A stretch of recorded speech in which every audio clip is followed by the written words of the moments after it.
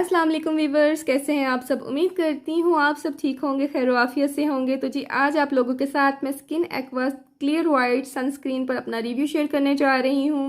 तो kindly skip मत कीजिएगा। इसमें मैं आप लोगों के साथ इसके इंग्रेडिएंट डिस्कस करूँगी, इसके अलावा मैं इसके रिज़ल्ट डिस्कस करूँगी और बताऊँगी ये किन लोगों के लिए सूटेबल है और किन को इस पर इन्वेस्टमेंट नहीं करनी चाहिए। तो चलते हैं वीडियो की तरफ। तो जैसे कि आप देख रहे हैं इसमें जो है SPF 50 है और ये जो ब्रांड है स्किन एक्वा, ये एक जापानीज़ ब्रांड है। स्किन एक्वा के नाम से इनकी काफ़ी ज़्यादा जो है सनस्क्रीन अवेलेबल हैं, लेकिन पाकिस्तान में जो है ये वाली जो क्लियर वाइट SPF 50 है यही ज़्यादातर मिलती है।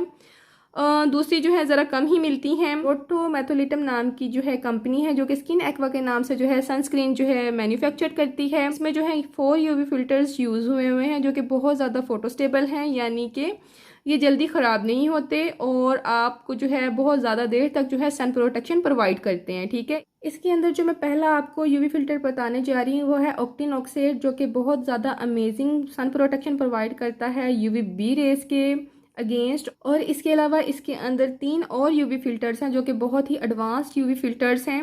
और वो जो UV फिल्टर्स हैं वो अभी सिर्फ जो है जापानीज़ सनस्क्रीन में ही पाए जाते हैं, उनको अभी FDA ने अप्रूव नहीं किया, इसलिए आपको जो है ये वाले UV फिल्टर्स जो हैं अमेरिकन सनस्क्रीन में नहीं मिलते। ठीक है, जब वो FDA अप्रूव कर देगा तो फिर आपको ये अमेरिकन सनस्क्रीन में भी नज़र आने लग जाएंगे। ठीक है, सेकंड UV फिल्टर जो इसमें यूज़ हुआ है वो यूविनल A+ है। ये न्यू जनरेशन केमिकल फिल्टर है, ये हाईली फोटोस्टेबल है। इसमें जो तीसरा UV फिल्टर यूज़ हुआ है वो है टिनजॉर्ब S और ये आपको broad spectrum sun protection provide करता है। और इसमें जो चौथा UV फिल्टर यूज़ हुआ है वो है यूविनल AT150 और ये भी एक न्यू जनरेशन केमिकल फिल्टर है और आपको बहुत अच्छी जो है सन प्रोटेक्शन प्रोवाइड करता है और ये भी जो है हाईली फोटोस्टेबल है।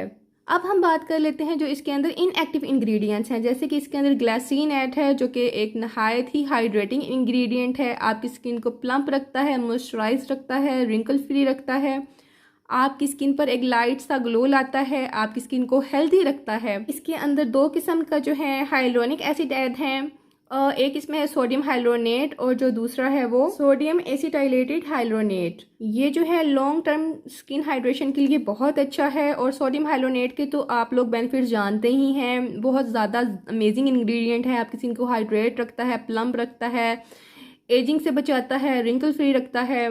इसके अलावा इस सनस्क्रीन के अंदर है हाइड्रोलाइज कोलेजेंस, स्किन के लिए नहायत मॉइस्चराइजिंग होते हैं और जिस भी स्किन केयर प्रोडक्ट में ये ऐड होते हैं उसको लगाने से आपकी स्किन जो है नहायत सॉफ्ट, नहायत प्लम्प महसूस होती है।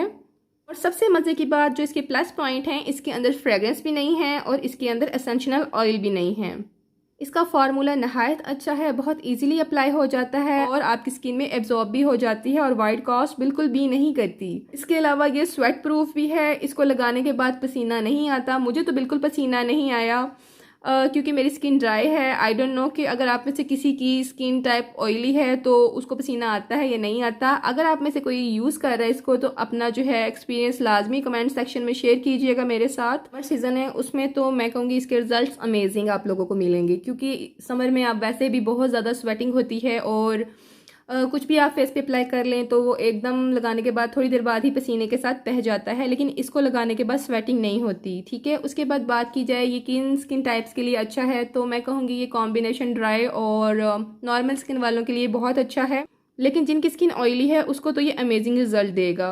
बेसिकली ये तमाम स्किन टाइप के लोग ही इसको यूज़ कर सकते हैं। ठीक है, लेकिन ऑयल स्किन वालों को मैं हाईली रेकमेंड करूँगी क्योंकि उनको बाज़ का सनस्क्रीन फाइंड करने में काफ़ी ज़्यादा डिफ़िकल्टी फील होती है। पाकिस्तान में जो है अच्छी सनस्क्रीन फाइंड करना एक बहुत ही मुश्किल काम है। जितनी भी ब्रांडेड सनस्क्रीन है वो बहुत ज़्यादा एक्सपेंसिव हो गई हैं, डॉलर क्योंकि बहुत ज़्यादा महंगा हो गया है। लेकिन जो ये सनस्क्रीन है इसके प्राइस जो है तकरीबन 2000 के राउंड अबाउट हैं। DC चार्जेस ऐड करने के बाद आप जो है देख लीजिएगा, क्योंकि DC चार्जेस जो हैं वो डिफरेंट शॉप्स के डिफरेंट होते हैं। कई 150 चार्ज करते हैं, कई 250 चार्ज करते हैं और इसकी प्राइस यहाँ मेंशन थी लेकिन वो हाथ लगने के साथ मिट गई, नहीं तो मैं आप लोगों को दिखा देती। इसकी एक ही बात जो है जिसने डिसअपॉइंट की है वो है इसकी क्वांटिटी जो है इसके प्राइस के लिहाज से मुझे काफ़ी कम लगी है, क्योंकि सनस्क्रीन जो है डेली बेसिस पे हमने यूज़ करनी होती है और रीअप्लाई भी करनी होती है। इस लिहाज से मुझे 25 ग्राम जो है काफ़ी कम लगी है। इनको कम से कम क्वांटिटी जो है थोड़ी सी ज़्यादा रखनी चाहिए थी ताकि ये प्रोडक्ट कम से कम 1 मंथ तो यूज़ हो जाता। मुझे लगता है ये 1 महीना भी मुश्किल से ही यूज़ होगा, और अगर हम बाहर जा रहे होंगे तो हम जब रीअप्लाई करेंगे तो शायद ये उससे पहले भी ख़त्म हो जाए, 1 महीने के अंदर अंदर ये ख़त्म हो जाएगी। इसका टेक्सचर आप देख रहे हैं कितनी वाटरी सी इसकी कंसिस्टेंसी है। ये देखें, बहुत ही आसानी से एब्जॉर्ब हो जाती है ये आपके फेस पर। बिल्कुल जिस तरह लोशन का टेक्सचर है ना, वैसा इसका टेक्सचर है, क्रीमी सा, लाइट वेटेड, वाटरी सी इसकी कंसिस्टेंसी है। इतनी ज़बरदस्त मुझे लगी है ना, ये मैं आपको बता नहीं सकती। इसको आपने बाहर जाने से पहले जो है तकरीबन आधा घंटा पहले अप्लाई कर लें, क्योंकि ये केमिकल सनस्क्रीन है, ताकि ये अच्छी तरह आपकी स्किन में जो है एक्टिव हो जाए। तो ये देख लीजिए, इसको लगाने के बाद बिल्कुल भी कोई हैवी फीलिंग नहीं आती, कोई ग्रीसीनेस नहीं आती, बड़ा लाइट सा आपके स्किन पर जो है ये ग्लो होता है। डिफरेंस आप देख लें, शायद आपको हल्की सी शाइन नज़र आ रही हो, लेकिन थोड़ा सा तो फिर बनता है ना लगाने के बाद। ये ग्लो मुझे बहुत अच्छा लगता है, इसको जब अप्लाई करें तो ये हल्की सी जो ग्लो आती है बहुत ही अमेजिंग और बहुत नेचुरल लगती है। अंदर जो प्रिजर्वेटिव ऐड हैं वो पैराबेन्स हैं। तो फर्स्ट ऑफ ऑल जो लोग पैराबेन्स वाली प्रोडक्ट यूज़ नहीं करते वो इसको परचेज मत करें। करती हूँ आपको आज की वीडियो अच्छी लगी होगी, अच्छी लगी है तो इसको लाइक कीजिएगा, चैनल को सब्सक्राइब करना मत भूलिएगा, बेल आइकन का बटन क्लिक कर लीजिएगा। इंशाल्लाह मिलते हैं नेक्स्ट वीडियो में। अपना बहुत सा ख्याल रखिएगा, दुआओं में मुझे याद रखिएगा।